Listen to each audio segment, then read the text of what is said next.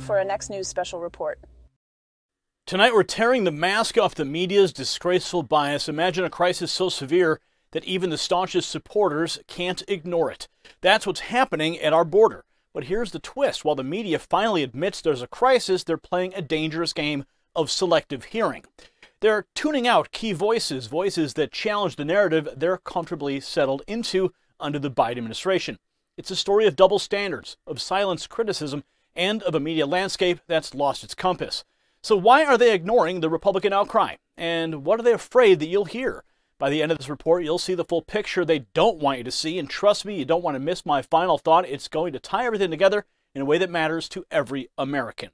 Now, before we dive deeper, let's take a moment. Just like we bring you the unfiltered truth, our sponsor, Tipsy, Tabby Publishing, brings you unparalleled adventure to your gaming table. Picture this. The border crisis is a complex game, and navigating it requires skill and insight. Tipsy Tabby offers that edge in your role-playing game world. With their Pathfinder series and Dungeons & Dragon resources like next-level toxicology and magical miscellany, you're enhancing gameplay with innovative ideas. Think of it as strategizing for the challenges at our borders. Visit them at drivethrurpg.com or tipsytabbypublishing.com. Your next epic gaming session mirroring the complexities of real-world challenges awaits. The link's in the description. Now, back to our report. In today's media landscape, the truth often gets lost in a sea of bias and selective reporting. This is glaringly evident in the coverage of the ongoing border crisis.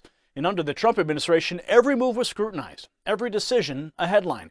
But now under Biden, there's a stark contrast in how the media is handling similar issues. So let's break it all down. Firstly, the term illegal has almost vanished from the media's vocabulary.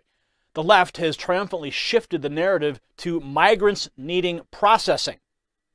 This seismic shift isn't just about words, it's about framing the entire issue in a way that aligns with their agenda. The crisis at the border isn't new, but it's the way it's being reported that certainly is. Now, in a recent development, top Biden officials met with the Mexican president to discuss the crisis.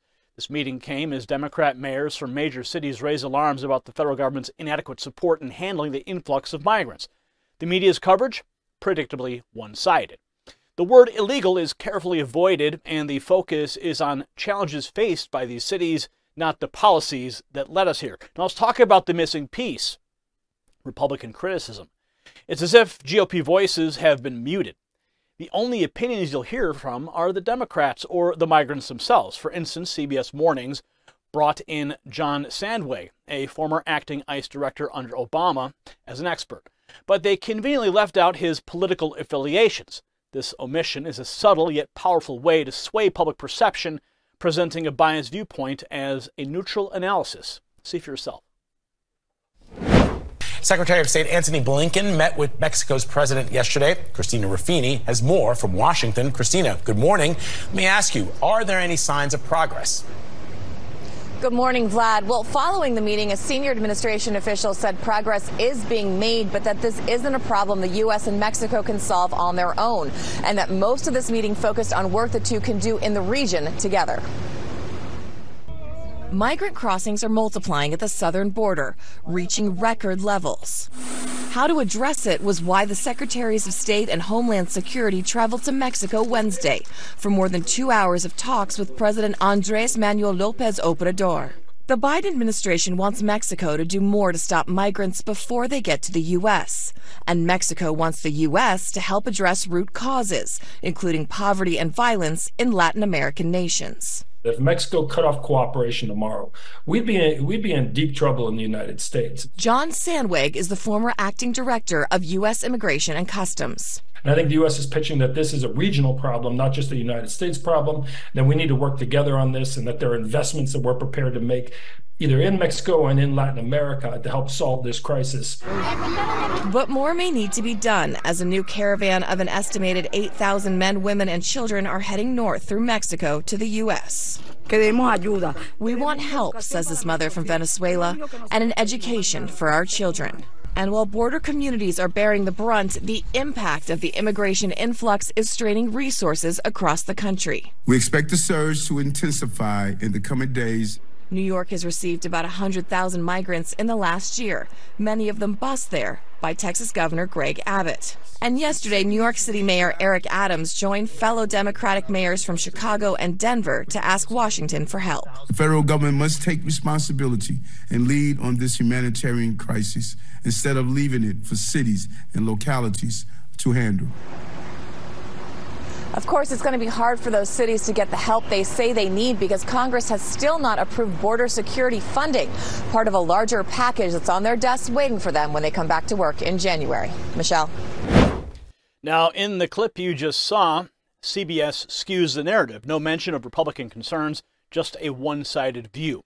It's a pattern repeated across major networks. ABC's Good Morning America, for instance, took it a step further. They framed Texas Governor Greg Abbott's decision to bus migrants to so-called sanctuary cities as cruel and inhuman. The irony?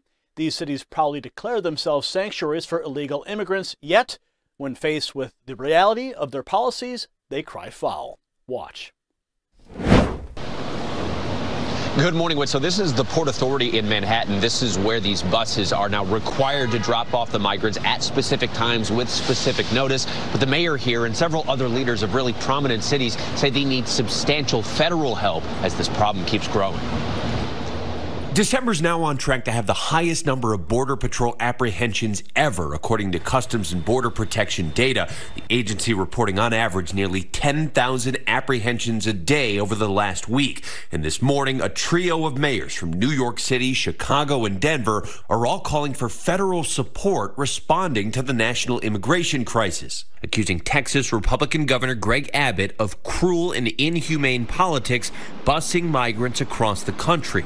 We're looking at about $160 million of potential costs going into next year's budget. That's almost 10% of our entire city budget. New York City's mayor issuing an executive order requiring advance notice for buses dropping off migrants in the city, now only allowing their arrival weekday mornings between 8:30 and noon.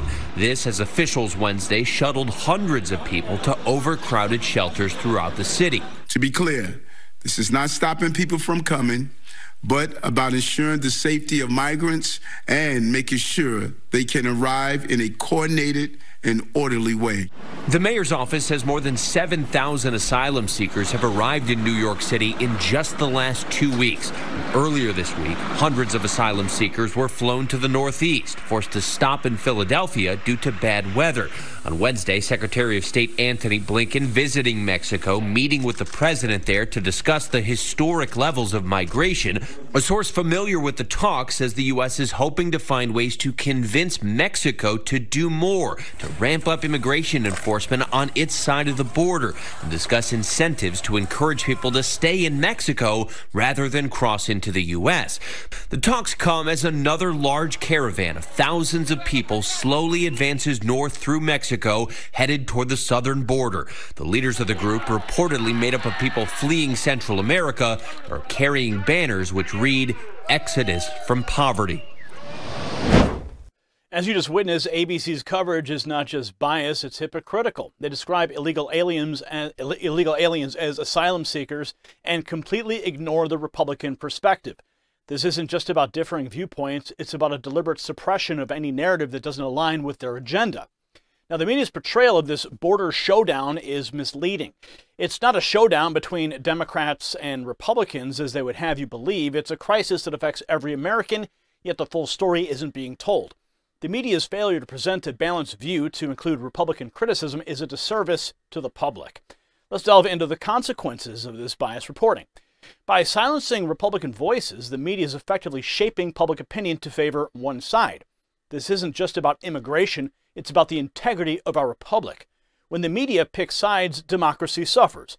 We rely on the press to hold all sides accountable, not just the ones they disagree with. The situation at the border is complex and there are no easy solutions, but one thing is clear: the media's role in this crisis is problematic. Their coverage, or lack thereof, of Republican criticism, their choice of language, and their framing of the issue all contribute to a narrative that is far from the truth. This is not just about politics, it's about the principles our republic stands on. The media has a responsibility to report the facts, to present all sides of the story. But what we're seeing is a deliberate attempt to shape the narrative to fit a particular political agenda. As we continue to navigate this crisis, it's crucial to stay informed and seek out multiple perspectives. The truth often lies somewhere in the middle, but you wouldn't know that from watching the mainstream media. It's time for the media to remember their duty to the public and start reporting the whole story, not just the parts that fit their narrative. If you got value from this report, tap subscribe. And now, my final thought. So tonight we've peeled back the layers of media bias to reveal a troubling reality. The mainstream media isn't just reporting news, they're running cover for Joe Biden's disastrous policies. They've become accomplices in the crimes against America, aiding and abetting illegal immigration at the behest of their global masters. This isn't just about biased reporting, it's about an orchestrated effort to subject America to a global order where our cherished freedoms are at risk and the Constitution is sidelined. As Americans, we must recognize this threat. The media's role in shaping public opinion and policy is immense. And when they choose to serve an agenda rather than the truth, our republic is in peril. We must demand accountability and transparency, not just from our leaders, but from those who report on them. Remember, when the media abandons its duty to be fair and impartial, it's not just journalism that suffers, it's our entire nation. Congratulations, you made it to the end of the video. Now keep up your quest for truth with this next news report. And if you found our channel enlightening, join the millions who agree with you. Tap subscribe. Thank you for watching the Next News Network.